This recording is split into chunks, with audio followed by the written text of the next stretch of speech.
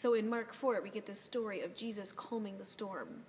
And in the story, Jesus and his disciples are in the boat, and the storm is throwing the boat to and fro, back and forth, and Jesus is in the back sleeping. And so his disciples go over and they shake him awake and they say, Teacher, don't you care that we're drowning? I think that moment right there, that's a moment that a lot of us can relate to, and that question. A lot of bad stuff happens in our lives. People get sick, and babies die, and friends desert us, and partners lose their jobs. And we are sort of overwhelmed, and we can just feel like we're drowning. And we shake our fist at Jesus, and we say, Jesus, don't you care? Don't you care that we're drowning here? And Jesus answers this question a lot of different ways. In our story from the Bible, he wakes up and he stills the storm, and he sort of admonishes the disciples and says, why were you frightened? Don't you have enough faith yet?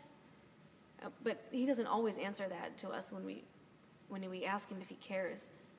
Sometimes Jesus answers in a way that we would hope he would, and people are healed, and we feel loved, and we get these responses that we would hope for.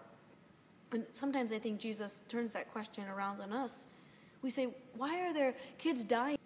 And Jesus says, yeah, why are those kids dying? What can you do about that? We ask this question, we shake our fist at Jesus, and I think even Jesus doesn't have a good answer. Sometimes the only thing that Jesus can respond to us is, yeah, this sucks. I love you. I'm here. Sometimes that's really the only answer you can give.